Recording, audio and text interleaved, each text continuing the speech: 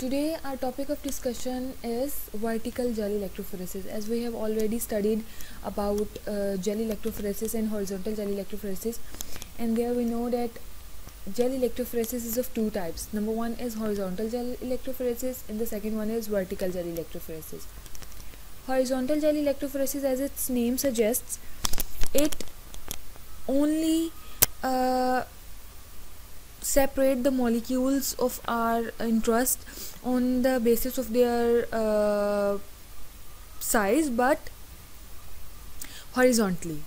In vertical gel electrophoresis, the molecules of our interest separate according to their size, but vertically. तो इसमें क्या होता है कि ये vertically separate करते हैं, यानी कि from top to bottom. It's the type of electrophoresis in which the DNA is separated vertically from top to bottom. Vertical gel electrophoresis की एग्जांपल्स में सबसे इंपॉर्टेंट एग्जांपल आती है पेज, PAGE, कैपिटल है, एक्रोनीम है ये किसका, पॉलीक्रिलामाइड जेल इलेक्ट्रोफोरेसिस का. तो page stands for polyacrylamide gel electrophoresis.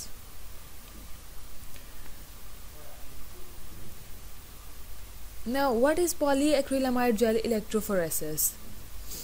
It is prepared by polymerizing acrylamide monomers in the presence of methylene bisacrylamide to cross-link the monomers. तो polyacrylamide gel electrophoresis करने के लिए हमें क्या करना पड़ता है, हमें पहले एक जेल बनानी पड़ती है.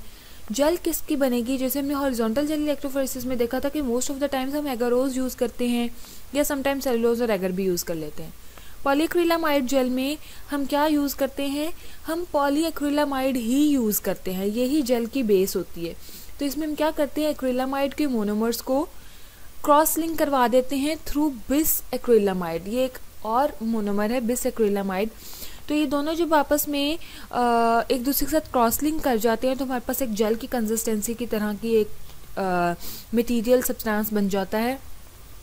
उस मटेरियल को हम कास्टिंग ट्रे में जो है वो पोर कर देते हैं और कास्टिंग ट्रे में जब वो जाता है तो वो आफ्टर सम टाइम्स क्या हो जाता है, सॉलिडिफाई हो जाता है, हमारी जेल जो है प्रिपेयर हो जाती है.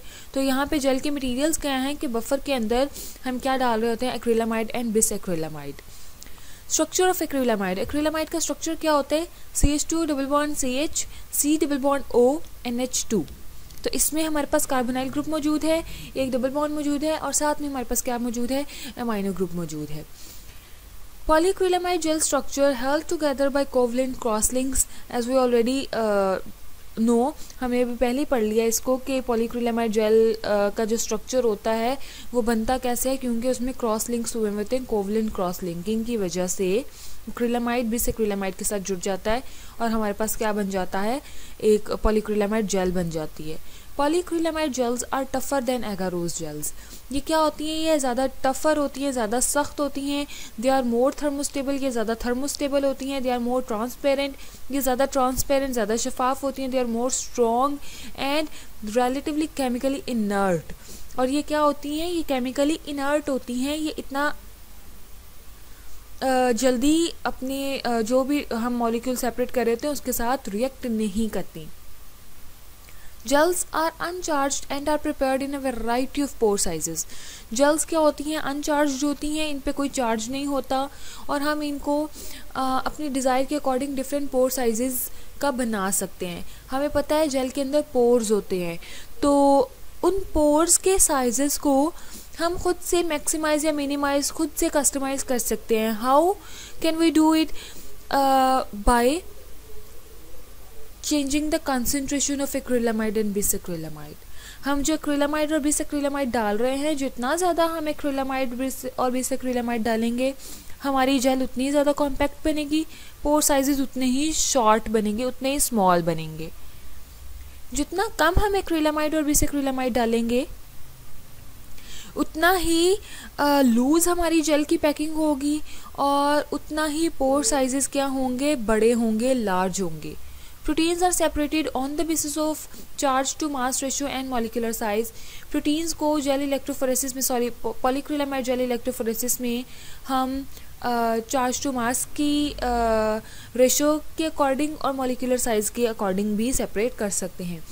This phenomenon is called as molecular sieving, कि हम उनको क्या कर रहे हैं, मॉलिक्यूलर साइज के अकॉर्डिंग सेपरेट कर रहे हैं, तो ये फिनोमिनन क्या कहलाता है, मॉलिक्यूलर सीविंग। बिल्कुल उस तरह से जैसे हम घर में किसी भी चीज़ को सीव करने के लिए एक यूज़ करते हैं, सीवर यूज़ करते हैं, जिससे हमारे पास क्या होता है कि जो भी फिल्ट्रेट होता है वो हमारे पास बॉटम में नीचे आ जाता है हमारे बीकर में, और ऊपर हमारे पास सारे अनसस्पेंडेड पार्टिकल्स रह जाते हैं जो कि पहले से उसके अंदर सस्पेंडेड हुए थे, अब वो क्या हैं, वो अब सेपरेट हो जाते हैं हमारे पास। Types of PAGE, there are again two types of PAGE, polyacrylamide gel electrophoresis, number 1 is native PAGE and number 2 is SDS PAGE. Native PAGE as its name suggest native, कि ये क्या है, ये बिल्कुल नेचुरल नॉर्मल पेज है। और SDS PAGE क्या है, it contain some charge, SDS होता है, इसमें SDS जला हुआ होता है, that is known as sodium dodecyl sulphate. तो इसको सोडियम डोडेसाइल सल्फेट पेज भी कहते हैं क्योंकि इसके अंदर सोडियम डोडेसाइल सल्फेट शामिल होता है। Now comes to the native page. Native gels are run in non-denaturing conditions so that the analyte's natural structure is maintained। Native page क्या होता है कि नेटिव पेज में या नेटिव जेल्स में ये रन की जाती है नॉन डिनेचरिंग कंडीशंस में, इनके अंदर कोई डिनेचरिंग कंडीशन नहीं होती, कोई बफर ऐसा नहीं होता, कोई भी चीज़ ऐसी ऐड नहीं हुई होती कि जिसकी वजह से आपके जो प्रोटीन्स हैं वो डीनेचर हों। तो ये बिल्कुल नॉन डीनेचरिंग कंडीशंस में इसको रन किया जाता है, और जो एनालाइट्स होता है हमारा वो नेचुरली जो है उसका स्ट्रक्चर मेंटेन रहता है, जबकि SDS में ऐसा नहीं होता है। SDS में डीनेचरिंग कंडीशन होती है जिसकी वजह से हमारे जो प्रोटीन्स हैं वो डीनेचर हो जाती हैं। Separation is based upon charge, size and shape of molecules. Separation हो सकती है किसकी बेस पे, सेपरेशन चार्ज के बेस पे, साइज़ के बेस पे और मॉलिक्यूल की शेप के बेस पे हो सकती है। यूज़फुल फॉर सेपरेशन और purification of mixture of proteins, native page जो है वो बहुत ज़्यादा यूज़फुल है किसके लिए, जब हमारे पास बहुत ज़्यादा सैम्पल, ऐसा सैम्पल है जिसमें नंबर ऑफ प्रोटीन्स शामिल है, मिक्सचर ऑफ प्रोटीन्स है, तो उसको सेपरेट करने के लिए हम नेटिव पेज को यूटिलाइज़ कर सकते हैं। This was the original mode of electrophoresis. ये क्या है, ये पेज का ओरिजिनल मोड ऑफ इलेक्ट्रोफोरेसिस है, इस तरह से पेज की इलेक्ट्रोफोरेसिस की जाती थी। Next is SDS page. So what is SDS page? It is also called as denatured page। इसको denatured page भी कहते हैं, क्यों? Because it contains SDS, क्योंकि इसके अंदर सोडियम डोडेसाइल सल्फेट शामिल होता है। Sodium dodecyl sulphate is a detergent. ये क्या है, ये डिटर्जेंट है। हमारे सारे सोप्स में, हमारे डिटर्जेंट्स में थोड़ी या ज़्यादा क्वांटिटी लाजमी तौर पे सोडियम डोडेसाइल सल्फेट की या किसी भी सल्फेट की शामिल हुई होती है। तो सोडियम डोडेसाइल सल्फेट क्या है, ये एक डिटर्जेंट है जो क्या होता है, डीनेचरिंग होता है। तो ये हमारी प्रोटीन्स को क्या कर देता है, डीनेचर कर देता है। Separation is based upon the molecular weight of proteins. Separation जो की जाती है सोडियम डोडेसाइल सल्फेट पेज में, वो किसकी बेस पे होती है, वो सिर्फ मॉलिक्यूलर वेट की बेस पे होती है। The common method for denaturation for determining molecular weight of proteins, इसको हम डिफरेंट प्रोटीन्स के मॉलिक्यूलर वेट को डिटर्मिन करने के लिए भी यूटिलाइज़ करते हैं। जैसे कि अगर मेरे पास कोई अननोन प्रोटीन का सैंपल है, मुझे नहीं पता कि इसका मॉलिक्यूलर वेट क्या है, क्योंकि प्रोटीन्स की शनाख्त के लिए हम क्या करते हैं, हम उनके मॉलिक्यूलर वेट को आइडेंटिफाई करते हैं। अगर हमें मॉलिक्यूलर वेट डिटर्मिन हो जाए तो हमें पता चल जाता है कि प्रोटीन कौन सी है। तो प्रोटीन्स को आइडेंटिफाई करने के लिए हमें मॉलिक्यूलर वेट का पता होना ज़रूरी होता है। तो अगर अब मेरे पास कोई ऐसा सैंपल है जिसमें मुझे उसके मॉलिक्यूलर वेट का, उस प्रोटीन का नहीं पता कि वो प्रोटीन कौन सी है, तो मैं वहाँ पे SDS पेज रन करके, उसके साथ एक मार्कर रन करके मैं देख सकती हूँ कि क्या ये प्रोटीन जो है वो किस मॉलिक्यूलर वेट की है। तो जिस मॉलिक्यूलर वेट के मेरे पास सैंपल आएगा, जो सैंपल यानी कि डिटरमिन होगा, तो उससे मुझे पता चल जाएगा कि ये प्रोटीन कौन सी है। Very useful for checking purity of protein of samples. हम SDS पेज को प्योरिटी ऑफ सैंपल चेक करने के लिए भी इस्तेमाल कर सकते हैं कि हमारा सैंपल कितना प्योरीफाई है। अगर हम SDS पेज रन करेंगे और सैंपल को रन करेंगे इसके अंदर, तो अगर एक से ज़्यादा बैंड्स आएंगे तो इससे पता चल जाएगा कि ये जो प्रोटीन का सैंपल आया था वो प्योर नहीं था, उसमें सिर्फ एक ही प्रोटीन नहीं थी, उसमें और भी बहुत सारी प्रोटीन्स या कंटामिनेंट्स शामिल थे। अगर वो प्योर होगी तो वो सिर्फ एक बैंड हमें शो करेगी, तो हमें पता चल जाएगा कि यस इट इज़ प्योर।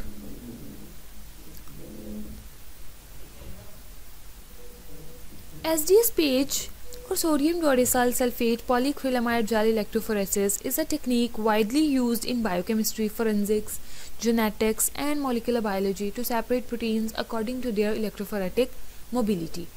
तो sodium dodecyl sulphate polyacrylamide gel electrophoresis ये क्या है? एक टेक्निक है जिसको हम बायोकेमिस्ट्री में बहुत ज़्यादा वाइडली यूज़ करते हैं, फोरेंसिक्स में यूज़ करते हैं, जेनेटिक्स में यूज़ करते हैं एंड मॉलिक्यूलर बायोलॉजी में यूज़ करते हैं। किस लिए? डिफरेंट प्रोटीन्स के मॉलिक्यूल्स को सेपरेट करने के लिए। कैसे? According to the electrophoretic mobility. Now what is electrophoretic mobility?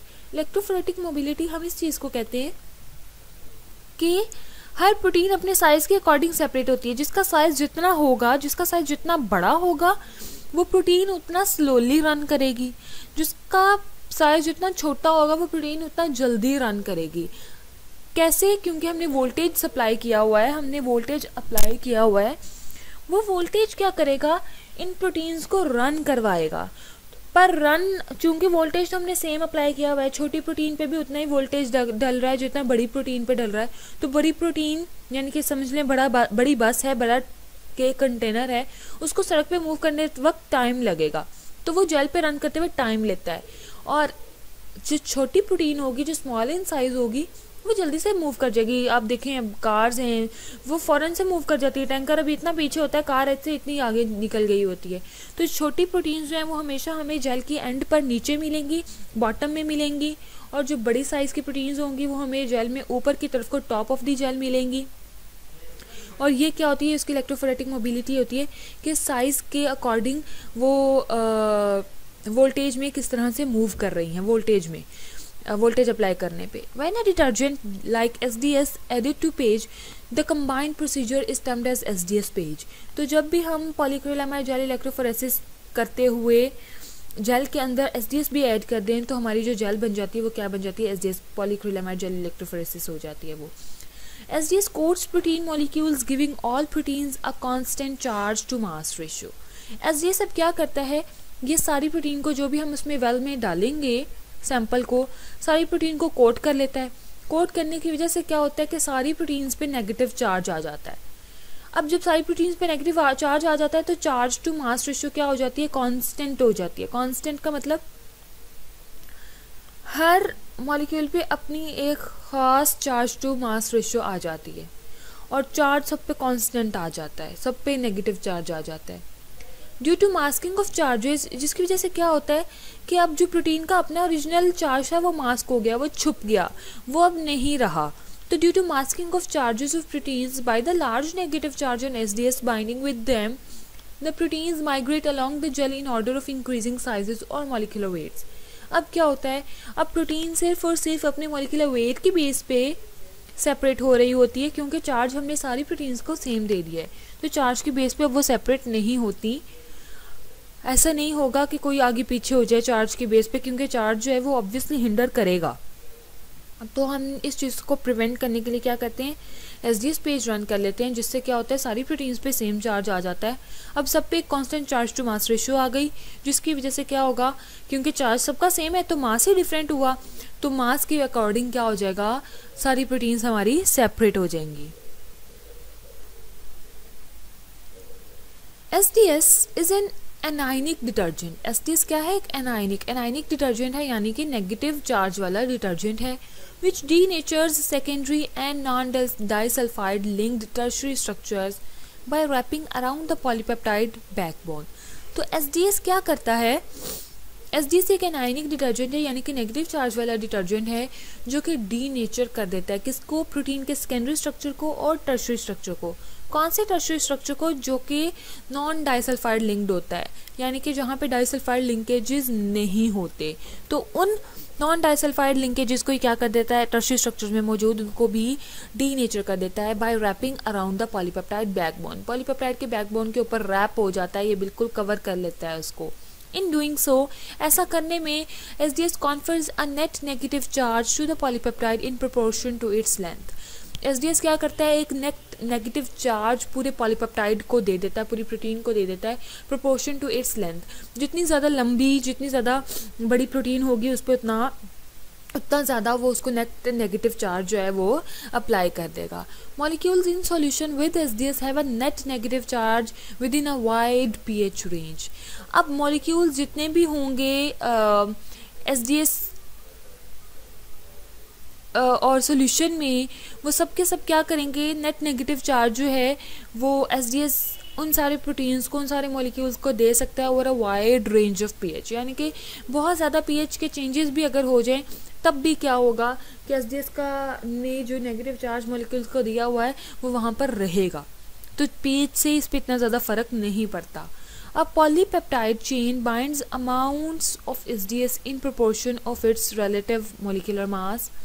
The negative charges on SDS destroy most of the complex structure of proteins and are strongly attracted toward an anode in an electric field.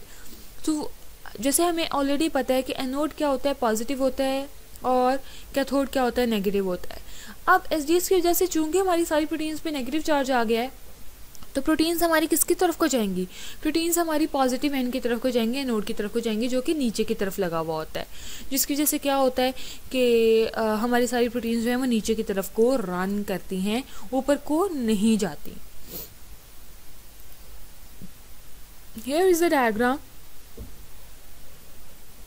In here you can see that this is the negative electrode at the top, and this is the positive electrode on the bottom में positive electrode यानी कि anode होता है, ऊपर negative electrode यानी कि cathode होता है। अब हमारे पास ये क्या थी, ये हमारे पास जेल थी, पॉलीक्रिलामाइड जेल थी, whether it is SDS whether it is native, हम ऐसी ही होती है। पर यहाँ पर जो शो की है वो एसडीएस पेज की शो की है, जिसमें दो जेल्स होती हैं, एक होती है स्टैकिंग जेल, एक होती है रनिंग जेल।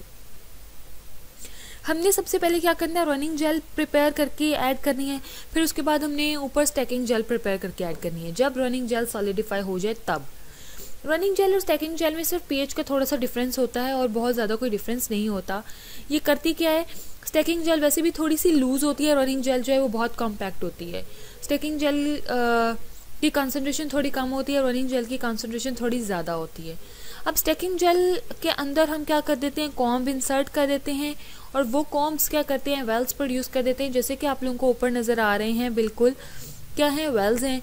अब इन वेल्स के अंदर क्या करते हैं, हम अपने सैंपल को लोड कर देते हैं, सैंपल हम अपना लोड कर देते हैं, और क्या करेंगे, वोल्टेज को अप्लाई कर देंगे, वोल्टेज ऑन कर देंगे, हमारी जो प्रोटीन्स हैं वो हमारा जो सैंपल है वो सेपरेट होना शुरू हो जाएगा।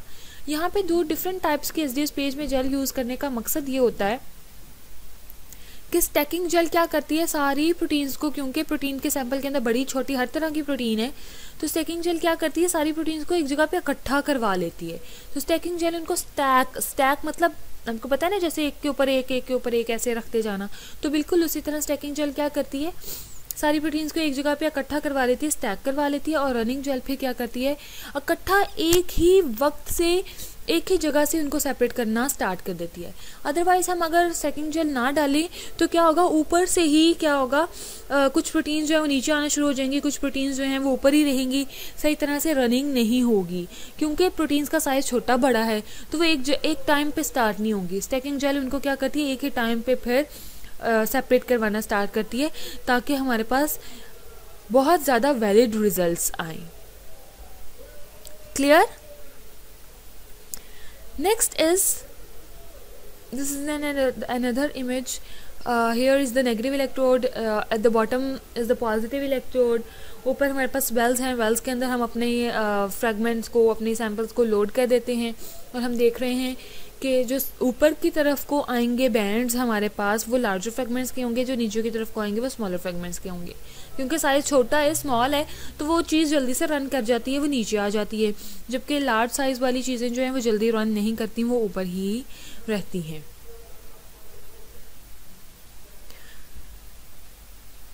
Next, SDS coated large proteins migrate slowly through the gel matrix and small proteins migrate quickly through the matrix. The nearer the band to the well, the larger the molecular size of a protein. जितना किसी भी protein का size बड़ा होगा वो उतना ही well के करीब बैंड देगी. Next is pulsed field gel electrophoresis. तो pulsed field gel electrophoresis क्या है? इसको PFGE भी कहते हैं. Pulsed field gel electrophoresis is a technique used for the separation of large DNA molecules. बहुत ज़्यादा large DNA अगर molecules होंगे तो उनको separate करने के लिए हम pulsed field gel electrophoresis use कर सकते हैं, जिसमें हम क्या करते हैं, applying an electric field that periodically changes direction to the gel.